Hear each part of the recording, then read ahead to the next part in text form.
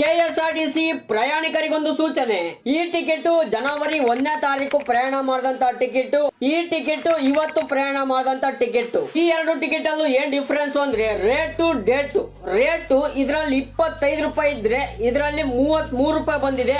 ನಿಜವಾಗ್ಲೂ ಟಿಕೆಟ್ ಕೊಟ್ಟ ನಾನಂತೂ ಶಾಕ್ ಆಗೋದೆ. ಇದೇನ್ ಗುರು 33 ರೂಪಾಯಿ ಬಂದೈತೆ, 25 ರೂಪಾಯಿ ಇದ್ದ ಟಿಕೆಟ್ ಅಂತಂದು. ಸೊ ಯಾಕೆ ಅಂತಂದ್ರೆ ನನ್ನ ಹತ್ರ ಇದ್ದಿದ್ದೆ 25 ರೂಪಾಯಿ. ನಾವು ಕಾಲೇಜ್ ಹುಡುಗರು ಎಷ್ಟ್ ಬೇಕಾಷ್ಟು ಇಟ್ಕೊಂಡು ಹೋಗಿರ್ತೀವಿ ಗುರು, ಜಾಸ್ತಿ ಇರ್ಲಿಲ್ಲ. ಸೊ ಆದ್ರೂ ಇವಾಗ UPI ಇವಾಗ ಅಲೋ ಇದೆಯಲ್ವಾ, ಗೂಗಲ್ ಪೇ ಫೋನ್ ಪೇ ಅಲ್ಲ, ಹಂಗಾಗಿ ಗೂಗಲ್ ಪೇ ಮಾಡಿ ಟಿಕೆಟ್ ಇಸ್ಕೊಂಡೆ ಗುರು. 25 ರೂಪಾಯಿ ಇದ್ನ 33 ರೂಪಾಯಿ ಮಾಡಿದ್ದಾರೆ. ಎಲ್ಲಾ ಫ್ರೀ ಬಸ್ ಎಫೆಕ್ಟ್, ಏನು ಮಾಡಂಗಿಲ್ಲ. ಗೌರ್ಮೆಂಟ್ ಬಸ್ ಅಲ್ಲಿ ಕಾಸು ಕೊಟ್ಬಿಟ್ಟು ಹೋಗಂಗಿಲ್ಲ. ನಿಮ್ ಸೈಡ್ ಅಲ್ಲಿ ಎಷ್ಟೆಷ್ಟು ಜಾಸ್ತಿ ಮಾಡಿದ್ರು ಗೊತ್ತಿಲ್ಲ.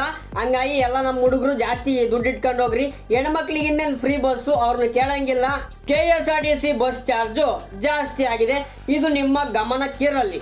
ಈ ರೇಟ್ ನೋಡಿದ್ರೆ ನಿಜವಾಗ್ಲೂ ಪ್ರೈವೇಟ್ ಬಸ್ ಅಲ್ಲಿ ಓಡಾಡೋದೇ ಬೆಟರ್ ಅನ್ನಿಸ್ತೈತೆ ನನಗೇನೋ. ಯಾಕೆಂದ್ರೆ ಬರೀ 20 ರೂಪಾಯಿ ಪ್ರೈವೇಟ್ ಬಸ್ ಅಲ್ಲಿ, ಆದ್ರೆ ಗೌರ್ಮೆಂಟ್ ಬಸ್ ಅಲ್ಲಿ 33 ರೂಪಾಯಿ.